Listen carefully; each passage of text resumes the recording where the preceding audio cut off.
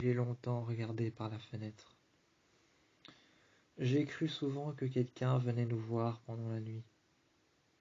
J'ai souvent cru que quelqu'un venait nous voir pendant la nuit. Il y a même un soir où j'ai passé la soirée assis sur le canapé, avec personne à mes côtés, seulement un t-shirt en boule froissée et un pantalon de jogging qui était plié à côté de moi. Ce pantalon de jogging plié à côté de moi, ce t-shirt froissé sur le côté, remis en boule à côté du jogging qu'il y avait plié à côté de moi. Je le regardais, c'était un t-shirt collant V gris et un jogging Adidas dont les rayures étaient blanches, le symbole aussi, et le jogging était gris. J'ai passé ma journée à les regarder, et ma soirée. Mélo est venu à côté de moi, s'est allongé de tout son long sur le lit. Il était envisageable qu'il me demande ce que je voulais faire. Il s'est allongé de tout son long, sur le flanc gauche, adossé sur son épaule gauche. Il m'a regardé, et par pur exemple, il m'a demandé ce que je pourrais faire pour pouvoir aller mieux. Je lui ai dit qu'il n'y avait rien qu'on pouvait faire pour que je puisse aller mieux, car grâce à cet endroit, je sais désormais qu'il y a une fissure quelque part. Il m'a demandé une fissure quelque part, et je lui ai dit « Oui, attends, regarde, je t'explique ». Je lui ai expliqué pendant tellement longtemps qu'il a fini par comprendre. Il ne voulait pas comprendre ni même voir la réalité en face. Je lui ai expliqué pourquoi j'avais l'impression que dans ma stratégie à moi, il y avait une fissure quelque part. Je lui ai dit personne n'a posé de vêtements sur... Je lui ai dit personne n'a posé de vêtements à l'endroit où j'étais assis. Toute la soirée, j'étais assis sur le même fauteuil noir en cuir. Mais personne n'est venu, personne n'est parti.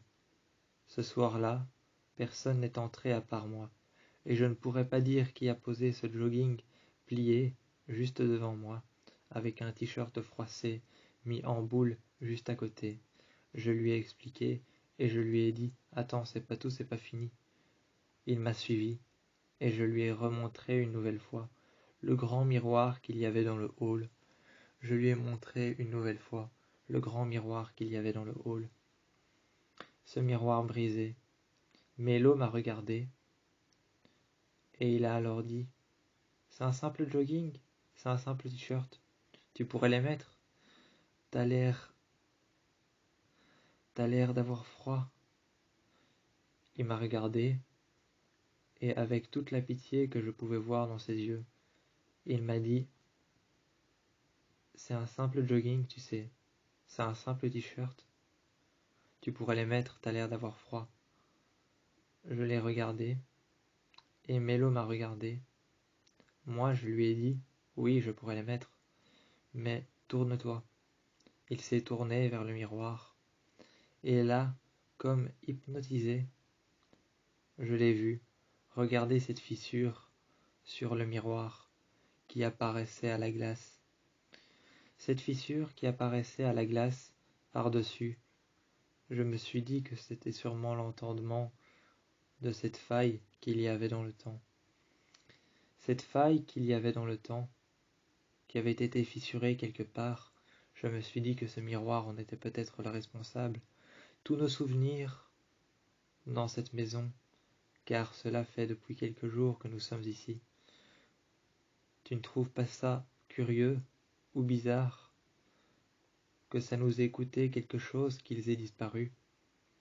On essaye pourtant de s'en souvenir, mais de toute façon, quoi qu'on fasse, ça empire les choses.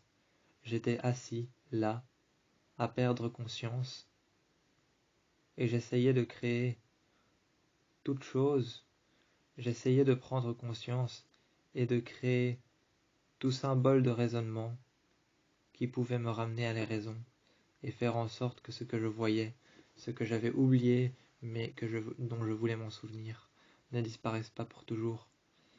C'est comme au cinéma, quand on regarde un film avec sa compagne ou son compagnon, et que lorsqu'on s'embrasse, lèvres contre lèvres, plongés dans les yeux l'un de l'autre, c'est comme la dernière fois que j'ai été au cinéma avec Mélo, plongé dans ses yeux verts, lui plongé dans mes yeux bleus. Eh bien, plongé dans ses yeux verts, lui plongé dans mes yeux bleus. Eh bien, lèvres contre lèvres, à l'évidence, lorsqu'on s'embrasse, lors d'une séance agréable dans un cinéma, et que l'on n'entend plus que les sons, les bruits, les textes et ce que disent les personnages, que l'on se retourne bras dessous, et que l'on trouve la pièce bien trop sombre pour pouvoir regarder l'écran. Eh bien, on a l'impression que tout ce qu'on a vu, tout ce qu'on a entendu, a comme disparu. C'est alors que je lui ai dit que c'est la même chose qui se passe dans cette maison. Soudainement, il ne m'a pas cru. Il ne m'a tellement pas cru. Il ne m'a tellement pas cru. Il m'a regardé comme si j'avais l'air anormal. Il s'est écrié de me dire tout de suite que ce que j'avançais comme supposition. Il m'a dit que ce que j'avançais comme supposition n'était pas réel. C'est alors qu'il m'a dit de venir, en comparaison avec ce qu'il avait fait, me disant que ce dont je m'écriais, ce que j'avais dit, ce que je m'efforçais de lui expliquer. Il m'a dit que c'était anormal. Ce que je m'efforçais de lui expliquer, en conclusion pour lui, n'était que mensonge ou des points de comparaison qu'il ne pouvait comprendre. C'est alors qu'en comparaison avec ce qu'il a fait, je me suis dit tout bonnement, autant abandonner et aller auprès de lui.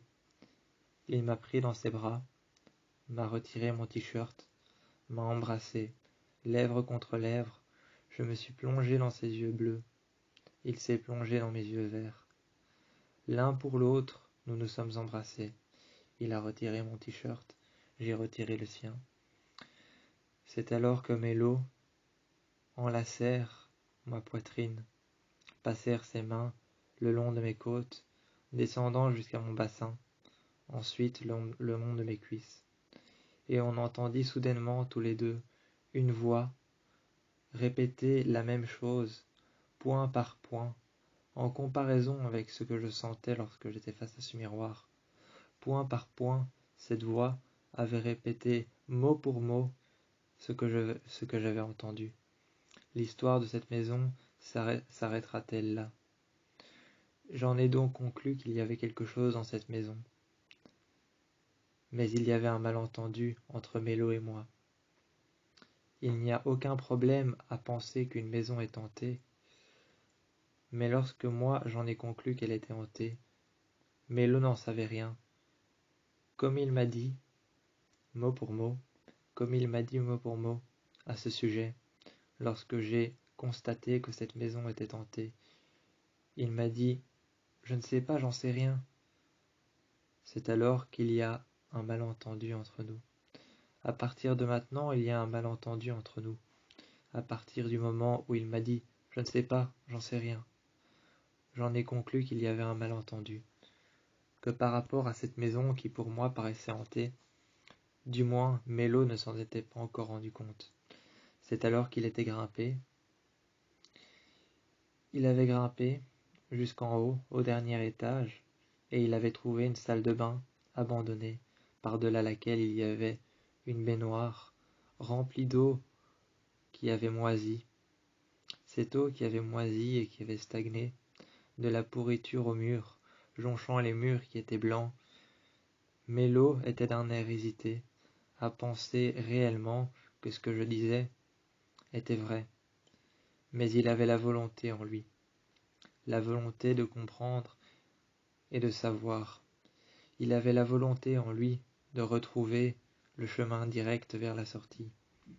Nous avions essayé de sortir, de comprendre pourquoi nous n'arrivons pas à sortir. Nous avons essayé toutes les portes, toutes les fenêtres, mais rien ne s'ouvrait.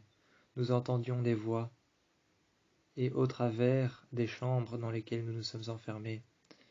Nous nous sommes enfermés dans une chambre, nous nous sommes mis sur le lit, nous avons attendu, et à l'évidence, je savais que cette chose allait bientôt arriver, que ce qui allait se passer ne serait que sobre et noir, que nous allons rejoindre cette chose dans les... À l'évidence, je savais que ce qui allait se passer allait être sobre, mais que nous allons aussi rejoindre cette chose dans les ténèbres. Je savais qu'à l'évidence, cette chose était sobre, sombre, vêtue d'une grande robe noire, dont ses bras, qui étaient longs, à travers lesquels on pouvait voir ses vaisseaux sanguins, la pourriture qu'elle possédait le long de sa poitrine,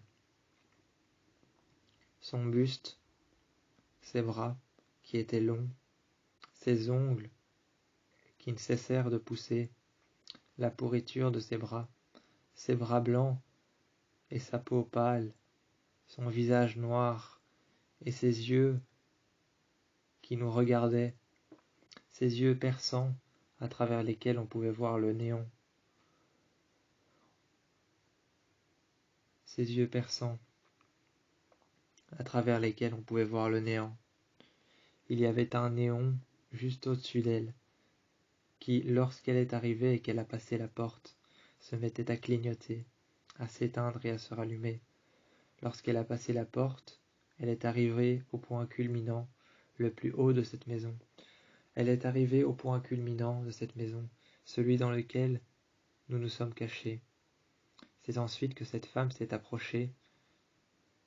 J'ai pu voir sa robe, sa grande robe blanche, s'encastrer dans la porte. Elle a continué à avancer, et son regard perçant, ses yeux à travers lesquels on pouvait percevoir le néant, ses yeux noirs nous ont regardés. À l'évidence, elle voulait quelque chose de nous. Mélo m'avait regardé et m'avait murmuré à l'oreille qu'il était d'accord avec moi. Cette fois-ci, il était d'accord avec moi, cette maison était bel et bien hantée. Il m'avait vu. Il l'avait vu. Il m'avait tellement pensé de moi que j'étais quelqu'un qui hallucinait, qui se créait un faux monde dans lequel je vivais. Mélo avait tellement pensé de moi et tellement cru que je n'étais pas content de venir ici, d'abriter cette maison. Il avait tellement pensé ça de moi qu'il pensait que j'en étais devenu quelqu'un d'autre, quelqu'un qui hallucinait, qui s'était créé un autre monde avec des êtres surnaturels et maléfiques. C'est alors que Mélo prit conscience que ce n'était pas ça, mais que ce qu'il voyait, il n'en avait pas encore pris totalement conscience. Il appuya son doigt sur la fissure du miroir, et une fumée, ainsi qu'un vent violent, rentra dans la pièce et nous éjecta à l'intérieur de toute la pièce. On fut éjecté à l'intérieur de toute la pièce. À l'évidence, ce miroir n'avait pas envie qu'on le touche, qu'on puisse regarder derrière la fissure.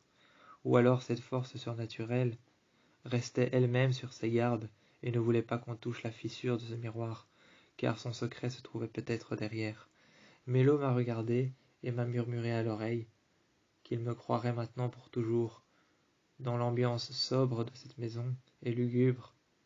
Il m'a regardé et il m'a dit, il s'est écrié à mon oreille, il s'est écrié d'un air peu plus normal, que c'était vrai, que si moi je le voyais, si Alex le voyait, si Sarah le voyait, si moi je le voyais, en comparaison à tout le monde qui pouvait voir cette femme dans les couloirs, eh bien lui, il la voyait aussi.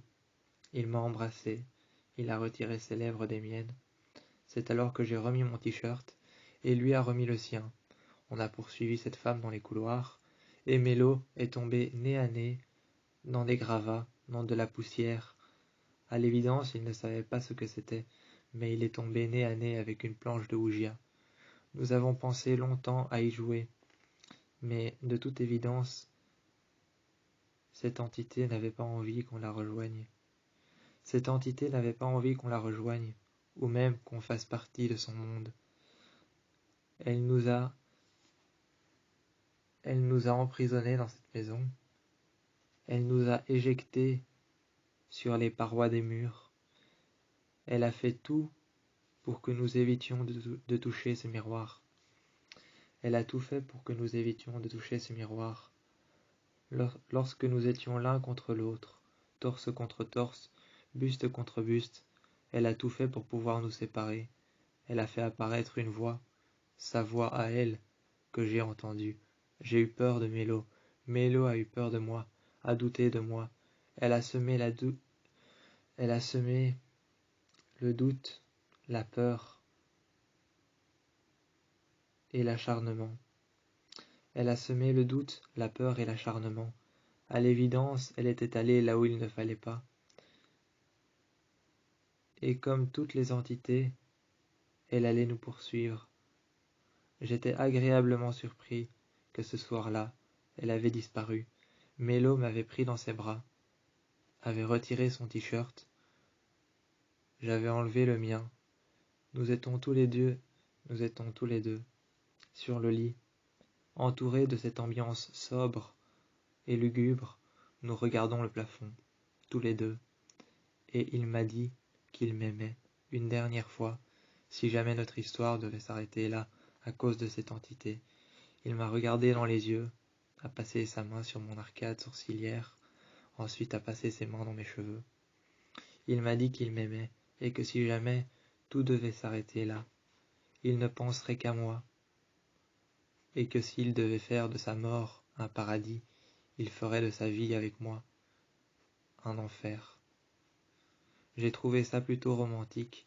On aurait dit une phrase tout droit sortie d'un livre de Lovecraft. Je lui ai dit que je l'aimais, je l'ai embrassé.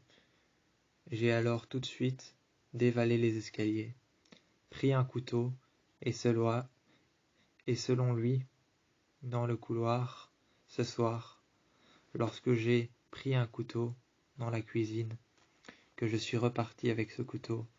Ce soir, selon lui, selon Mélo, il m'a regardé, presque sûr que ça était déjà arrivé. Presque sûr que cela était déjà arrivé, il m'a regardé, et selon lui, il fallait se battre. Il fallait se battre, et on ne pouvait pas laisser cette entité entrer dans notre monde. On ne pouvait pas laisser cette entité nous hypnotiser et faire en sorte que nous nous en prenions à nous-mêmes. Cette identité qui cherchait à nous hypnotiser, à nous faire croire le contraire, à semer le doute et l'acharnement, nous n'allons pas nous laisser faire. Nous allons alors nous battre, côte à côte.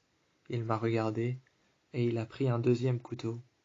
Il s'est mis côte à côte avec moi, et nous avons avancé dans les couloirs.